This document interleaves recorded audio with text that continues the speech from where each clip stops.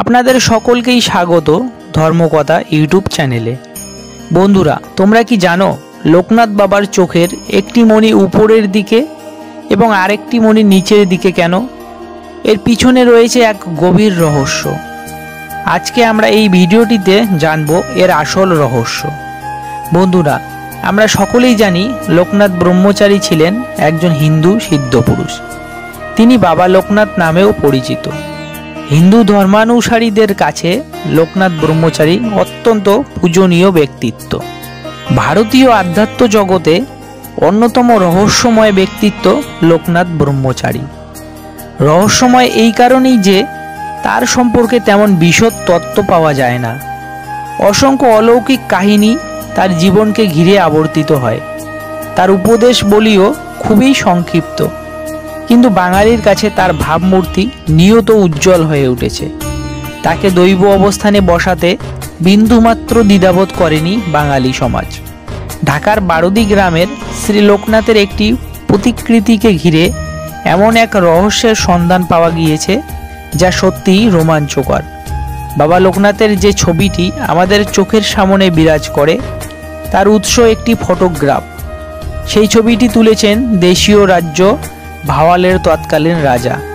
আজ থেকে 130 বছর আগে সেই ফটো থেকে একটি ছবি তৈরির কথা ভাবেন রেণুকা নাগ।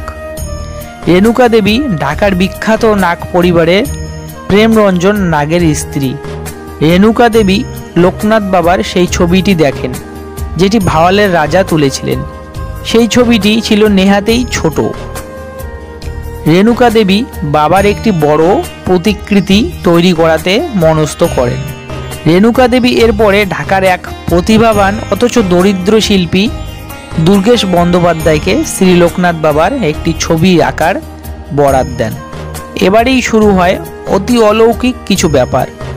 দুর্গেশবাবু প্রথমে A4 সাইজের একটি কাগজে প্রতিকৃতিটি আঁকতে শুরু করেন। আসল প্রতিকৃতিটি তার সামনের দেওয়ালে টাঙানো ছিল। ছবিটি কিছু দূর এগোনোর পরে এমন কিছু অনুভূতি দুর্গেশবাবুর হতে থাকে যা ব্যাখ্যাতীত। তিনি জানান, আঁকতে আঁকতে তিনি বিদ্যুৎ স্পৃষ্ট হয়ে পড়েছেন এবং তারপরে কি ঘটেছে তিনি জানেন না। রেণুকা দেবীর দৌহিত্র অভিজিৎ রুদ্র। অভিজিৎ বাবু বর্তমানে কলকাতার সল্টলেকের বাসিন্দা। তার বক্তব্য অনুযায়ী আবিষ্ট অবস্থায় দুর্গেশবাবুর হাত অবিশ্বাস্য গতিতে চলতে শুরু করে। একটি A4 কাগজে বাবার মুখ অবয়বটি আঁকা হয়। তার শরীরের বাকি অংশ অন্য কয়েকটি A4-এ একে একত্র করে পূর্ণাঙ্গ রূপ দান করা হবে ঠিক হয়। সবশেষে দুর্গেশবাবু প্রতিকৃতির চোখ আঁকবেন বলে স্থির করেছিলেন, কিন্তু চোখ আঁকতে গিয়ে বারবার বিপত্তি দেখা দেয়। চোখ আঁকতে গিয়ে তিনি অনুভব করেন যে আবেশে তিনি পুরো ছবিটি এঁকেছেন তা লুপ্ত হয়েছে। কিছুতেই তিনি প্রতিকৃতিতে প্রকৃত চক্ষুদান করে উঠতে পারছেন না। শেষ পর্যন্ত তিনি নিজের মতো করে প্রতিকৃতির চোখ আঁকেন। নাগ পরিবারের এক প্রবীণ সদস্যকে নিয়ে এসে সেই প্রতিকৃতি দেখানো হয়।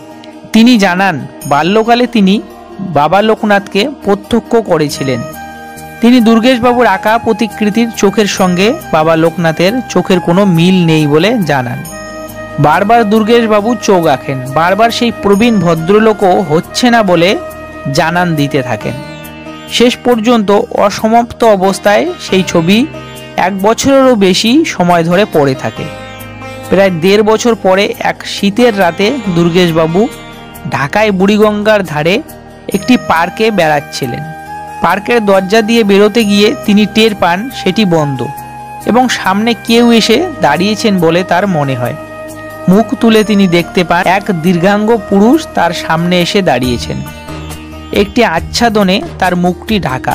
সেই পুরুষ তার মুখ আবরণটি সরান। দুর্গেশবাবু দেখতে পান অতি তীব্র আলোক জ্যোতি সম্পূর্ণ চক্ষুদয় নিয়ে দাঁড়িয়ে রয়েছেন স্বয়ং শ্রী লোকনাথ বাবা। দুর্গেশবাবু জ্ঞান হারান। জ্ঞান ফিরতে তিনি কাউকে আর দেখতে পান না। এবারে তিনি এক দৌড়ে রেণুকা দেবীর বাড়ি আসেন এবং দ্রুত হাতে প্রতিকৃতিতে চক্ষুদান করেন। পরের দিন সেই প্রবীণ ভদ্রলোককে নিয়ে আসা হয়। তিনি প্রথম দর্শনেই চমকে ওঠেন। বাবা বলে উচ্চস্বরে ডেকে তিনি জ্ঞান হারান। অভিজিৎ বাবুর সল্ট লেকের বাড়িতেই আজ সেই প্রতিকৃতির অধিষ্ঠান। প্রকৃতপক্ষে এটি শ্রীলোকনাথের প্রথম ছবি। তার চাইতেও বড় কথা, সত্যি কি রয়েছে এই চোখের পিছনে? একটি মণি উপরের দিকে আর একটি মণি নিচের দিকে কেন? এই প্রশ্নের উত্তরে অভিজিৎ বাবু জানালেন, ঊর্ধ্বগামী চোখটি মহাবিশ্ব এবং নিম্নমুখী চোখটি অন্তস্থ জগতের প্রতীক, যা সমগ্র আধ্যাত্মবাদের মূল কথা।